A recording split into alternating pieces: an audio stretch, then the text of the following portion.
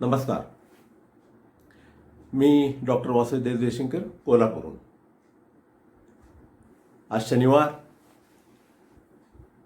10:30 वाजलेत आणि मी आपल्याशी संवाद साधायला आलो आहे. गेल्या 3-4 एपिसोडमध्ये आपण निरनिराळे विषय बघितले. मागच्या संवाद विषयामध्ये आपण नैतिक ऋण असा विषय घेतला होता आणि त्यामध्ये मातृपितृ ऋण, गुरु ऋण असे 2 विषय आपण घेतले आणि एक त्यातला राहिला होता तो म्हणजे सामाजिक ऋण. आता हे सामाजिक ऋण हे प्रत्येकावरच आहे, त्यातून कुणी मुक्त नाही. कारण ज्या समाजाने आपल्याला नाव दिलं, इज्जत दिली, पैसे दिले, मोठं केलं, आनंद दिला आणि त्या समाजाच्या प्रती आपण काहीतरी करणं लागतो आणि ते ऋण आपल्याला फेडायला पाहिजे. आणि ह्या 3 ऋणातली स्वर्गातली जायची शेवटची शिडी आहे. आणि म्हणून हे जे नैतिक ऋण आहे, शेवटचं सामाजिक ऋण ज्याला आपण म्हणतो, ते खरं प्रत्येकाने करायला पाहिजे. आणि त्याच्यात ज्या मिळणाऱ्या संधी आहेत, अपॉर्च्युनिटीज आहेत, त्या प्रत्येक व्यक्तीला उपलब्ध आहेत. प्रश्न असा आहे, आपण करतो की नाही, आपला स्वभाव कसा आहे.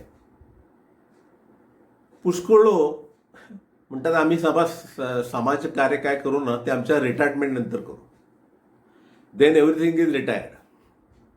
ऐकायला येत नाही, डोळ्याला दिसत नाही, शरीर काम साथ देत नसते आणि मग आपण समाजाची सेवा कशी करणार. पण ती निराळ्या पद्धतीने तुम्ही करू शकता by way of counselling and all this things. कारण त्या क्षेत्रात आपण ज्ञान घेतलेलं असतं. परंतु मागे मी असं म्हटलं की the God has given A beautiful life. आपल्याला सुंदर आयुष्य दिलेलं आहे आणि हे आयुष्य सुखदुःखांच्या फेऱ्यात अडकलेलं आहे. आणि या सुखदुःखांच्या फेऱ्यात अडकल्यामुळं सुख आणि दुःख हे येत राहणार आणि जात राहणार. परंतु आपल्या ज्या कुटुंबात आपण जन्मलो, आपली आर्थिक ॲबिलिटी काय आहे, त्याच्यावरती ह्या सगळ्यांचा परिणाम किती होतोय, किती सोसला जातोय, किती प्रमाणात ते दुःख आहे, हे आपण पाहतोच. पण आज समाजामध्ये अशा अनेक आपल्या हे आहेत, समस्या आहेत की त्या समस्याला आजकाल नवीन काळामध्ये वैयक्तिक आणि सामूहिकरित्या देखील आपण समाजसेवेसाठी उतरलं पाहिजे. भारतासारखा देश तर इथं समाजसेवा करायला संधी आहे.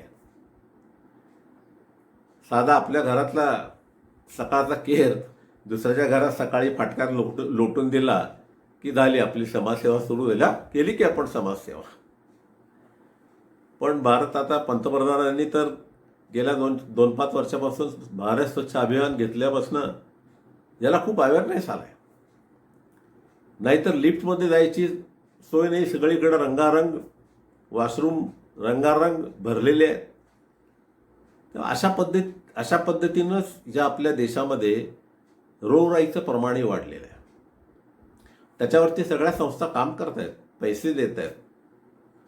आणि मित्रांनो, समाजसेवा काय नुसती आपल्या हाताने जाऊन करायला पाहिजे असं नाही. If you are donating a large amount, मोठी अमाऊंट एखाद्या प्रश्नासाठी देत असाल तर ते देखील समाजसेवाच आहे.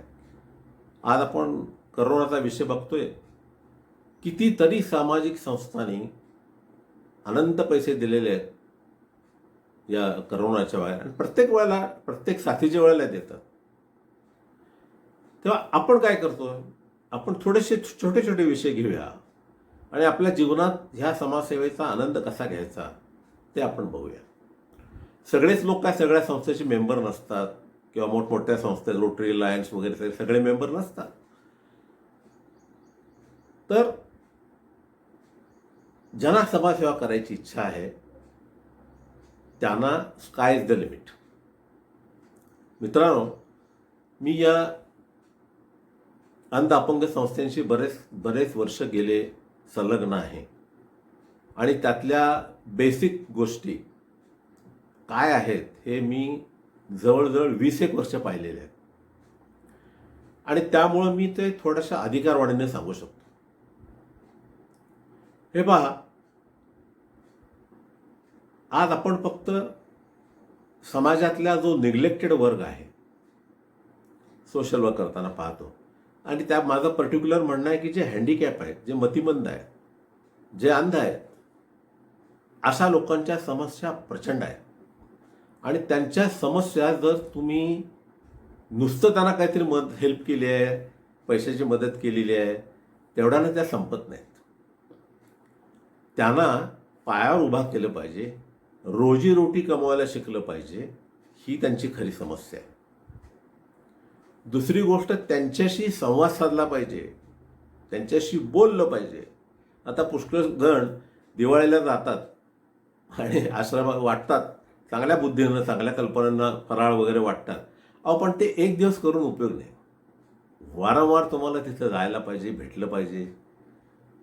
आणि जेव्हा तुम्ही त्यांच्याशी संवाद कराल तेव्हा त्यांच्या वेदना काय ते तुम्हाला समजते.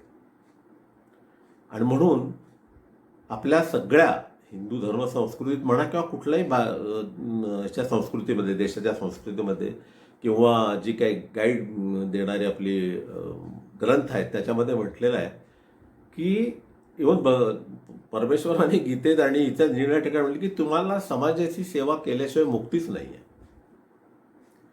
म्हणून जे कारण दिले गांधले त्याशी म्हणे जो आपुले, तोची साधू ओळख देवते तेची जाणावं. तर ती आपण आपल्या हाताने करायला पाहिजे आणि ते पॉसिबल आहे.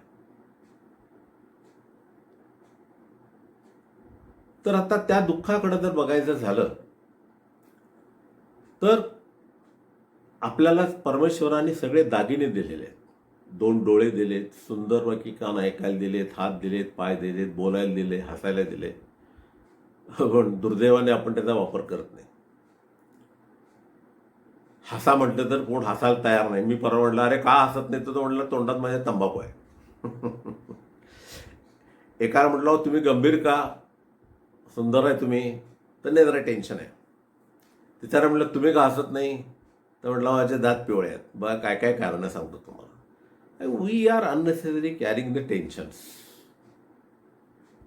पण जर आपण ह्या निग्लेक्ट केलेल्या कम्युनिटीकडे पाहिलं, मी आता उल्लेख केला, मी हेल्पेज इंडियाच्या ऑफिसमध्ये गेलो, तो त्यांच्या यांना भेटलेलो आहे, त्यांचे कॅम्प अटेंड केले, त्यामध्ये तर मी कामच करत होतो. तर त्यांचे जे पर्सनल प्रॉब्लेम आहेत ते भयंकर आहेत. म्हणजे आपल्याला असं वाटतं की आम्ही काय करतो, अरे इतकं आपल्याला परमेश्वराने मगाशी दिल्यावर सांगितल्याप्रमाणे एवढे दागिने दिले, त्याचा आपण वापर करत नाही. म्हणून ज्याला पाय नाही आहेत त्याला पायाची किंमत काय आहे ते माहीत आहे. ज्याला डोळे नाहीत त्याला डोळ्याची किंमत काय ते माहीत आहे. जो मतिमंद आहे त्याच्या घरातल्या लोकांना माहिती आहे की ह्याला काय प्रॉब्लेम आहे. तेव्हा हे प्रॉब्लेम सोडवायचे असतील ती ही कम्युनिटी, सरकारच्या परीने काम करत असतं. परंतु सरकारला देखील या सोशल ऑर्गनायझेशन ज्या आहेत, मला अभिमान वाटतो फार मोठ्या प्रमाणावर सोशल वर्क या क्षेत्रामध्ये चालतं आहे.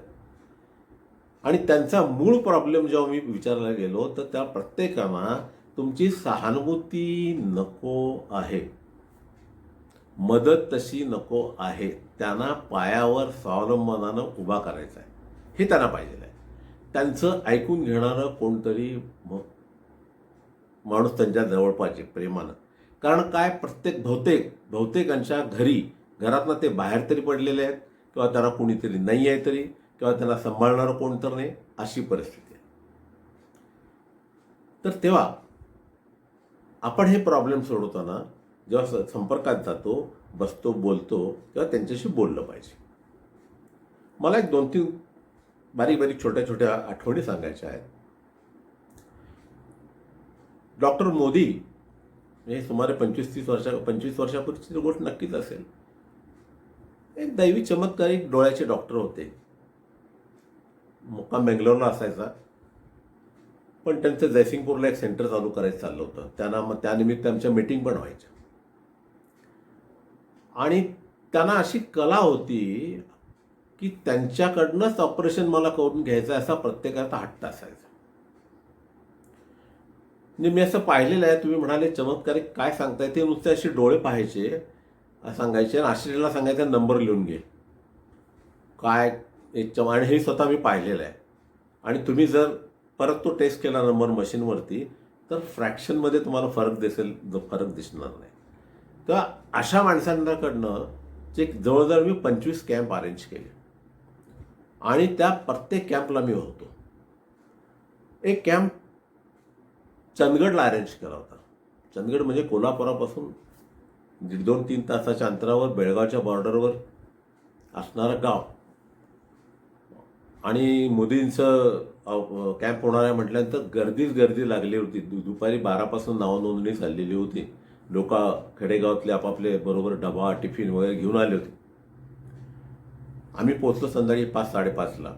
डॉक्टर मी कोल्हापुरातनं पोचलो आणि एका रेस्ट हाऊसवर आमची व्यवस्था केली होती, गव्हर्नमेंट रेस्ट हाऊसवर. आणि त्याच्यामध्ये सोशल ऑर्गनायझेशन इन्व्हॉल्व झाल्या होत्या. संध्याकाळी चहा पाणी झाल्यानंतर डॉक्टर म्हटले एक चक्कर मारूया, किती लोक काय आहेत बघूया. उद्या एवढं सगळं तपासायचं आहे सगळ्यांना. ऑपरेशन करायला मग कुठं पाठवायचं ते आपण बघूया. पण अगोदर पहिल्यांदा हे तर करायला पाहिजे, तपासायला तर पाहिजे, एवढा मोठा मॉब आहे. आम्ही चक्कर मारली. जवळ 2 तास आम्ही त्या सगळ्या एरियामध्ये हिंडत होतो आणि सगळ्यांशी काय बोलणं शक्य नाही. पण मला एक तिथे वृद्धग्रस्त दिसले, असं कांबळं अंगावर पांघरून घेतलं होतं आणि असे बसले होते. आणि थोड्या वेळात काय झालं, आम्ही चक्कर मारत होतो, पाऊस सुरू झाला. ही सगळी माणसं तिथेच बसली, उठली नाहीत आपला नंबर जातील म्हणून. कारण चंदगड एक पावसाचं ठिकाण आहे, केव्हा पडस सांगता येत नाही. तो पण फॉर्च्युनेटली पाऊस थांबला. पण मी एका वृद्धाला मार्क करून ठेवलं होतं आणि तो असा संपूर्ण कांबळं पांघरून फक्त तोंड उघडं ठेवून बसला होता. फेटाफेटा म्हाताराग्रस्त, डोळे असे म्हणजे स्किन वगैरे अशी लूज झाली होती. मी त्याला मार्क केलं होतं. डॉक्टरांच्या चक्कर मारल्यानंतर डॉक्टर गेले रेस्ट हाऊसला. मी पुन्हा जेवल्यानंतर पुन्हा त्या ठिकाणी गेलो आणि त्या वृद्ध माणसाला मी जवळ गेल्यानंतर हाक मारली, काका आजोबा.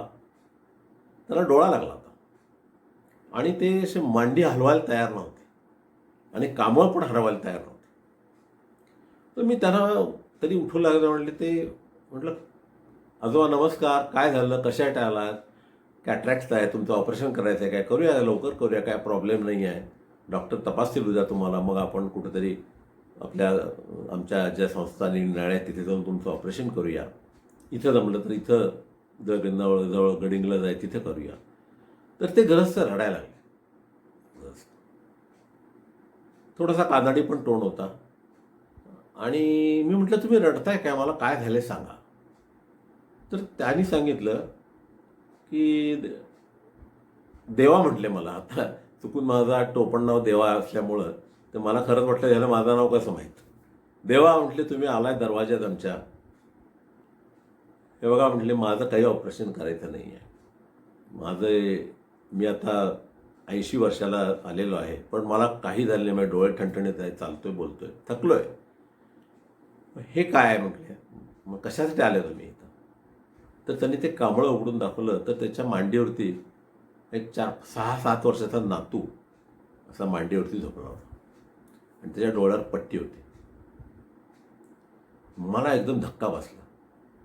मी म्हटलं हे काय आजोबा, काय प्रकार, ते रडा लागले हो. म्हटलं तुम्ही रडू नका, सांगा आपण काय इलाज, काय उपाय काय करता येतो का बघूया, सांगा तरी अगोदर. मग त्यांनी सांगायला सुरू केले. बघा मला म्हटले 3 मुलं, प्रॉपर्टी वडिलोपार्जित आलेली थोडीफार शेती घर वगैरे असं आहे माझ्याकडे. पण ह्या मुलाचा बाप ॲक्सिडेंटमध्ये वारला आहे, गेले 5-7 वर्ष झाली वारून त्याला. ह्याला मीच वाढवतोय म्हणाले. परंतु माझ्या मुलाच्या नावाची प्रॉपर्टी त्याच्या मृत्यूनंतर ह्यालाच मिळणार होती, या मांडीवरच्या मुलाला. तर माझ्या पुढं ऐकण्यासारखं आहे. मला आता सांगताना देखील घेऊन आलंय. माझ्या म्हटले दुसऱ्या मुलांनी, नंबर 2च्या मुलांनी ती प्रॉपर्टी त्याला मिळावी म्हणून ह्या मुलाला उचलून वरनं विहिरीत टाकून दिलं आणि तो मुलगा विहिरीच्या कठड्यावर टेकून पाण्यात पडला डोक्याला जबरदस्त मार बसला. त्याला कळल्यानंतर सगळ्यांनी त्याला वर जरी काढलं, थोडा वेळ जिवंत होता तो, पण त्याची दृष्टी गेलेली होती. काय आपण काय या संस्कृतीत कुठल्या वाढलो आणि काय घडतंय हे आपल्याला हे शिकवलंय प्रॉपर्टीसाठी. म्हणून मागच्या एपिसोडमध्ये म्हटलं भांडणं जागेसाठी चालू आहेत बघा, सगळी जागा पैसा ह्याच्यासाठी. आणि मग ते म्हटले देवा हा बरा होईल का नाही मला सांगा. मला तर त्यांना आशा द्यायला पाहिजे होती. म्हटलं बघा आजोबा ह्याला जर बरं होणार असेल असं डॉक्टर म्हणाले तर त्याला किती खर्च येऊ दे, तो आम्ही पूर्ण करू, पण त्याला पण दृष्टी द्यायचा प्रयत्न करू. मग पुढे त्याची तपासणी वगैरे झाली. There was no chances. बघा ही एका घरातली पैसे असणाऱ्या घरातल्याची गोष्ट मी सांगतो. काय हो ही माणुसकी आहे का आपली? यासाठी आपल्याला परमेश्वराने जन्म दिलाय का? दुसरी गोष्ट छोटीशी सांगतो.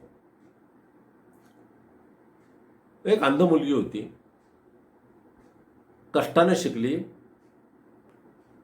BCom MCom सगळं झाले. त्यामुळे मी तिला जास्त कम्युनिकेट करत होतो, कारण ह्या अंध लोकांचा सेन्स फार मोठा जबरदस्त असतो. तुमच्या जवळनं जरी तुम्ही गेलात तर तुमच्या चालीवरनं वासावरनं तुम्हाला ओळखतात तुम्ही गेलात का, तुमचं नाव घेऊन हाक मारतात. तर बरेच वर्ष कार्य त्या मुलीला विचारलं, म्हणले या बसा जरा तुमच्याशी गप्पा मारूया, काय करता, कुठं आहे, काय शिकताय. म्हणले काय शिकायचा काय प्रश्न नाही, नोकरीच मिळत नाही. सरकारने प्रयत्न करतात परंतु आमच्या अगोदर दुसऱ्यांचे नंबर लागलेले असतात किंवा नंबरच आमच्या लागत नाहीत. जिथं कुठं जाऊ तिथे तुम्हाला दिसत नाही तर तुम्ही काय काम करणार असं विचारतात. आमच्याकडे म्हणजे डोळेच काम करत नाही तर तुम्ही काय काम करणार असे प्रश्न विचारतात. आणि त्यात पुन्हा मी स्त्री. बर म्हटलं मग काय घरी कोण कोण आहे? आहेत की म्हटले वडील आहेत, आई आहेत, भाऊ आहे, सगळे वेल ऑफ आहेत. मला काहीतरी करायचं आहे, जिद्दीनं शिकायचं आहे, मी शिकलेले आहे. मग म्हटलं कुठं कुठं गेलात, कुठं कुठं फिरून आलात, कुठं कुठं गेलात. म्हटलं मग मला सोडावं, माझ्याबरोबर आई वडील असतात, मी कुठंच जाते, परंतु इथं बाकीच्या मुली बसलात ना त्यांना विचारा त्या काय जात नाही. तर त्यांनी सांगितलं हो काय सांगायचं म्हणले, आम्ही ज्या घरात राहायला जातो त्या घरामध्ये आमचे स्नानविधी करताना वगैरे त्याला खिडक्या आहेत की नाही, दरवाजाची परिस्थिती काय आहे वगैरे आम्हाला काही समजत नाही, माहीतच नसते. बाहेर कुठं आणि आपल्याकडं कोण बघतंय का हे आम्हाला माहीत नसते. त्या कारणामुळं आम्हाला कुठं जावंसं वाटत नाही, आमची इच्छाच होत नाही जाण्याची. आणि आम्ही त्याच अशाच ग्रुपमध्ये राहत असतो, एकमेकाला सांभाळून घेतो. आणि म्हणून या सगळ्या गोष्टी बघताना मी कसं बाहेर जाणार, मला बाहेर जाता येत नाही. बघा किती यातना आहेत. कुणाला ही या गोष्टीची कल्पना आहे? नाही कल्पना आहे. कितीतरी हुशार विद्यार्थ्यांनी खेळाडूंनी अपंगांच्या शर्यतीमध्ये भाग घेऊन पहिला नंबर मिळवलेला आहे, ऑलिम्पिकमध्ये एंट्रीज घेतलेल्या आहेत. या अंधांना तर म्युझिकचा सेन्स प्रचंड असतो. Most of the blinds are singing. त्यांच्या ऑर्केस्ट्रा असतात, त्यांचे कार्यक्रम मी घडवलेले आहेत. त्याचा पण एक किस्सा आहे. रवींद्र जैन प्रसिद्ध म्युझिक डायरेक्टर ब्लाइंड होते आणि आमच्या कोल्हापूरच्या अंधशाखेचं उद्घाटन त्यांच्या हस्ते करायचं मी ठरलं होतं. त्यांना रीतसर जाऊन मुंबईला आमंत्रण दिलं होतं आणि त्यांनी ते ॲक्सेप्ट केलं होतं.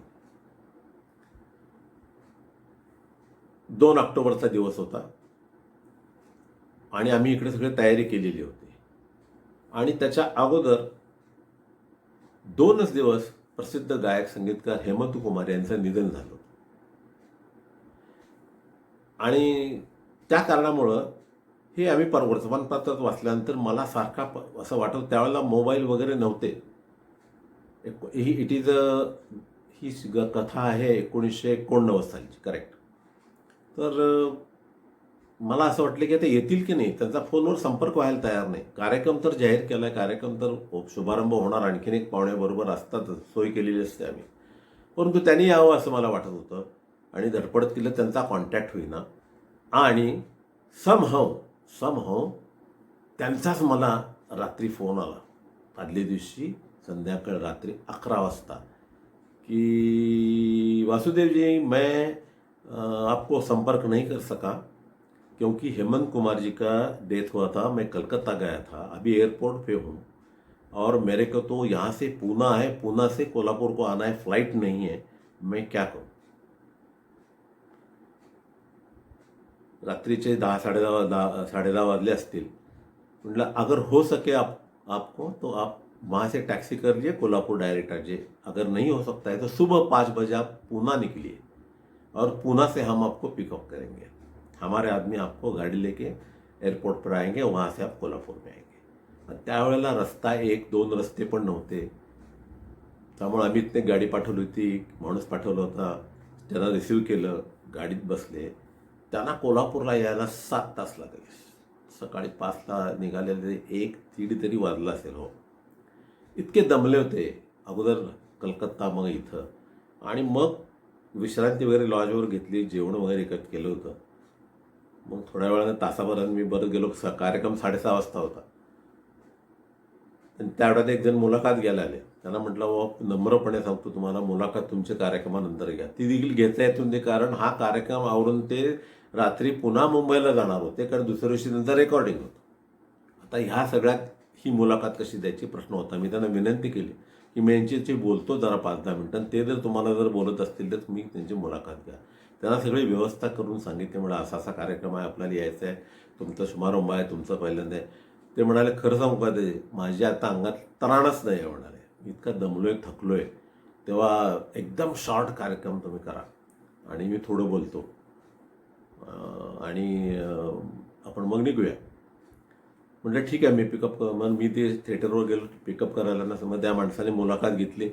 मग पिकअप करायला 6 वाजता माणूस गेला आणि थिएटरवर घेऊन आला. हाऊसफुल, कारण राम तेरी गंगा मैली, त्यानंतर रामायणला म्युझिक येणार आहेत म्हटल्यानंतर काय सगळं रस्त्यावर चारी बाजूला लॉक केलं होतं. पुन्हा मन traffic close, theatre close, house full.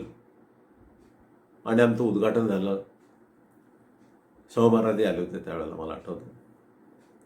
आमच्या राज्य शाखेचे सगळे पदाधिकारी होते आले. आणि मग उद्घाटन झाल्यानंतर ब्रीफिंग केलं थोडंसं, आणि त्यांना बाकी सगळी कल्पना मी मुंबईतच दिली होती, काय आहे काय नाही वगैरे वगैरे.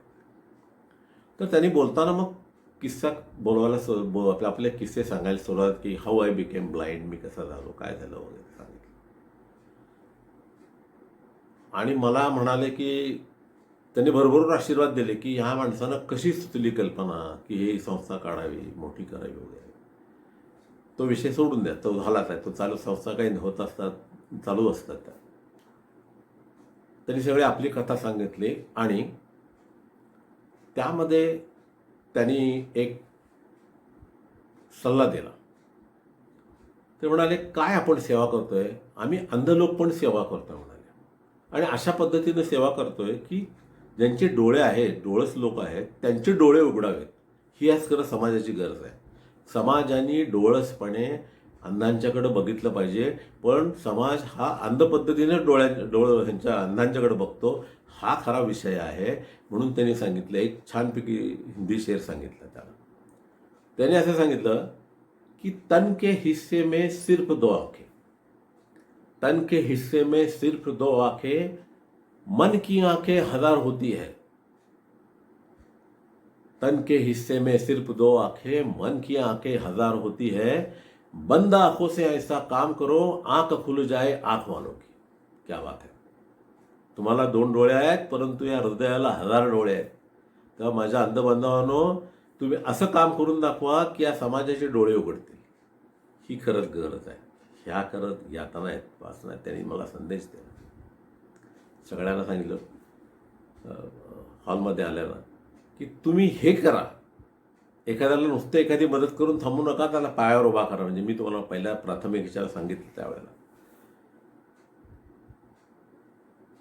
तर या पद्धतीने जर आपण बघितलं तर आपल्याला समाजसेवा करायला खूप वाव आहे. तुम्हाला कल्पना नसेल, विपश्यना ही विपश्यना साधनामधला एक मोठा कोर्स आहे, जे ध्यानधारणा करतात. त्याच्यामध्ये विपश्यनेचे लोक जातात, इगतपुरीला जातात, आता निनाळा सेंटरला जातात. तर मी कोल्हापूरला एका निसर्गोपचार केंद्रामध्ये अंधांसाठी विपश्यना कोर्स घेतला.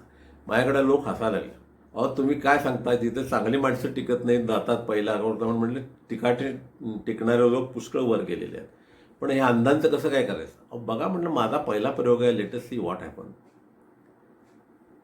100-125 मुलं मुली होत्या त्या ह्याच्यामध्ये. पहिले 1-2-3 दिवस बेचैन होते सगळे, आणि त्यांना काय सुचना. आम्हाला म्हणाला, मग संध्याकाळी सकाळी मी गेलो की म्हणाले, नको सर आम्हाला घरी सोडा, आम्हाला नको तिथं जमत नाही. आणि नंतर 4-5 दिवसानंतर मला असं लक्षात आलं की सगळे शांत झालेले आहेत, काही बोलायला तयार नाही, गोडी लागलेली आहे त्यांना. जेवण झाले की परत आत आपल्या खोलीत. काय विपश्यनेत कोणी कोणाशी बोलायचं नसतं. असं 10 दिवसाचा कोर्स. मोठं काम, कठीण काम आहे. आपल्याला 10 मिनिटं बोलायचं नाही म्हटलं तर अवघड होते, आपण बडबडत बसतो, त्यांना अवघड दिसत नाही, त्यात पुन्हा हे यातना. पण माझ्या मनात कल्पना ही का होते की त्यांनी स्वतःशी बोललं पाहिजे, हा माझा उद्देश होता. आणि विपश्यनेचा उद्देश तोच आहे, म्हणून मला त्यांना ती विपश्यनेचा कोर्स करून घ्यायचा होता. आणि त्याप्रमाणे तो कोर्स त्यांनी 10 दिवस, 5व्या-6व्या दिवशीपासून प्रत्येकजण आनंदी, चेअरफुल, कुठली तक्रार नाही, जे आहे ते समजून घेणार, कशाची खाण्याची तक्रार नाही, झोपण्याची तक्रार नाही, कसलीच तक्रार नाही. आणि नंतर मग जेव्हा कोर्स संपणार होता तेव्हा संध्याकाळी आम्ही भेटायला म्हणून छोटासा कार्यक्रम ठेवला होता. तर त्यामध्ये प्रत्येकाची मनोगत घेतल्यावर ती सगळी ढसाढसा सांगताना रडायला लागली. म्हणाले की हा कोर्स संपायला नको, हा कंटिन्यू करा. आम्हाला खरोखर आता कळलं की आम्ही आमच्यात काय ताकद आहे, काय पॉवर आहे, आमच्या सगळ्या गोष्टी, अडचणी आम्ही कशा स्वीकारायला पाहिजे, ह्याच्यात काय बदल होऊ शकत नाही. We have to accept the things. हे आम्हाला या विपश्यनेच्या कोर्समधनं कळलेलं आहे. आणि म्हणून आमच्या जीवनात नक्की परिवर्तन होणार. आम्ही कुठली तक्रार करणार नाही, कारण सर्वसाधारणतः अपंगांची तक्रार ह्याच्यामध्येच असते. तक्रार कशी करावी सांगत असतात, हे मिळत नाही ते मिळत, खरं आहे ते. पण आता तक्रार करणार नाही, आम्ही आमच्या हक्कासाठी लढणार. म्हणतात दॅट्स आय वॉन्ट. आणि मग तो दुसरीची सर्टिफिकेट दिली, कार्यक्रम झाला. तर मला असं सांगायचं आहे, रवींद्र यांच्या साहेबांच्या बोलण्यावरनं, तर ह्या यातना आहेत, ह्या यातना आपण जवळ गेल्याशिवाय समजत नाही. आश्रमात जावा, बालाश्रमात जावा, मुलं आणून टाकलेली आहेत, बाहेर रस्त्यावर टाकलेले असतात, ते 8 आणून ठेवलेले असतात, त्यांना बघायला कोण नाही. किती काम आहेत, ती तुम्ही जाईल तिथं आपल्याला काम करता येतं. वृद्धाश्रमात जावा, तिथं तर कहर आहे. काही चांगले आहेत, काही परिस्थिती त्या अत्यंत वाईट परिस्थितीत आहे. त्याचे ते किस्से अनेक आहेत. मागच्या वेळी एक सांगितला तुम्हाला किस्सा. तर आपण आपल्याला ही जी संधी मिळाली आहे समाजसेवेची, ही सोडायची नाही. पुनर्जन्म आहे की नाही मला माहीत नाही, याच जन्मात सगळं करायचं आहे. म्हणून आपल्याला ही समाजसेवेची दारं उघडलेली आहे. आता तुम्ही म्हणाल की हे आम्हीच का करायचं. हो, तुम्ही समाजात आहेत ना, समाजामध्ये राहता, समाजाने तुम्हाला वाढवले, तुमच्याकडे पैसे आहेत किंवा तुमच्याकडे कला आहे काही, त्यांना शिकवा ना, त्यांना बोलायला शिकवा, चालायला शिकवा, कुठे तर तुमच्या ओळखीने नोकरी लावायला शिकवा. झाली समाजसेवा. त्यासाठी काही करावं लागत नाही, फक्त आपल्या मनात इच्छा पाहिजे. आणि होतंय काय, पहिली गोष्ट की आपला समाजातली पुढची परिस्थिती पण अशी आहे की काही वेळेला आपला विश्वास बसत नाही. अहो देवावर तर आपला विश्वास आहे. गणपतीची उपासना केली, गणपती पावला नाही की अंबावे, अंबावी पावली नाही की दत्त, दत्त पावला नाही की शंकर, शंकर पावला नाही की विष्णू, अशा आम्ही देव बदलतो. कारण आपण सगळी डिमांड करत असतो त्यांच्याकडे. तर त्याच्यावर देखील आपला विश्वास नाही आहे. आणि विश्वास नसेल तर हे जीवन नाही. ही सगळी सृष्टी चाललेली आहे ती विश्वासावर चाललेली आहे, लक्षात ठेवा. जर विश्वास नसेल तर चालणार आहेत का या गोष्टी, मला सांगा. दी मदर्स, आई, फक्त आईला माहीत असतंय की हा मुलगा कुणाचा आहे. मला बरोबर आहे मी सांगतो ते. He tells his family members and father this is, हा आपल्या फॅमिलीतला मुलगा आणि माझा या नवऱ्यापासून मला झालेला आहे. आपल्याकडे अजून एवढी बिघडलेली परिस्थिती नाही आहे, पण पाश्चिमात्य देशात खूप आहे. तर ओनली मदर नोज. आता आपण आपले आजोबा, वडील माहीत आहेत, आजोबा माहीत आहेत, पणजोबा त्याच्या पुढं कोण आहे, त्याच्या मागं कोण आहे, त्यांच्या मागं कोण आहे, काही नावं आपल्याला माहीत नाही. पण आपण विश्वास काय ठेवतो, मी या घराण्यात जन्मलेलो आहे, माझं नाव आहे, माझी परंपरा चालत आलेली आहे, माझं नाव अमुक आहे आणि मी मोठा आहे, लहान आहे, काय असेल ते, म्हणजे तिथे विश्वास आला. म्हणून विश्वासाशिवाय, आणि जर तो तडा गेला विश्वासाला, मग तो घरातला असू दे, माणसातला असू दे, कशातला असू दे, धूळ नेणं फार अवघड असते. म्हणून विश्वास जर तुम्ही घालवलात तर सगळंच घालवलं. म्हणून विश्वास पाहिजे. मला प्रत्येक छोटीशी गोष्ट आठवली. संत कबीर, ते फकीरच होते, जन्माने उच्च जातीत होते, परंतु त्याला एका मुसलमानाने सांभाळलं होतं. आणि गावातनं फिरायचे सकाळी वाजवत, काहीतरी गाणं म्हणत, गुणगुणत. आणि कट्ट्यावर प्रत्येक गावात माणसं असतात, तसं ते गावामध्ये कट्ट्यावर चावट्या पिकट बसणारी माणसं होती. त्यांच्यात काय चर्चा चालली होती, देव आहे की नाही, देव कोणाला दिसलाय काय, ही त्यांची जोरजोरात चर्चा चालली होती. आणि ते वादाचा विषय झाला. नंतर तिकडनं कबीर महाराज येत होते, म्हणजे त्यांच्यासमोरून निघून जातो, तेवढ्यात एका नाक म्हणले, थांबा म्हणले, आपल्यातला वाद आपण करू, पण हा म्हणले इतके वर आपल्या गावामध्ये गाणं म्हणत आणि हे म्हणत भजन म्हणत फिरतो, ह्याला काय देव दिसला का बघू, त्याला बोलवा. मग कबीरांना बोलवलं. म्हणले कबीरजी बोला. म्हणले काय नमस्कार, काय काय होतं, मला देव दिसला आहे काय, देव आहे काय. हो म्हणले, देव आहे की, देव आहे. तुम्ही बघितलाय. हो बघितलाय, रोज बघतो म्हणले मी. दाखवा बघू आम्हाला. हां तुम्हाला सांगतो तसं करा आणि मी तुम्हाला देव दिसेल.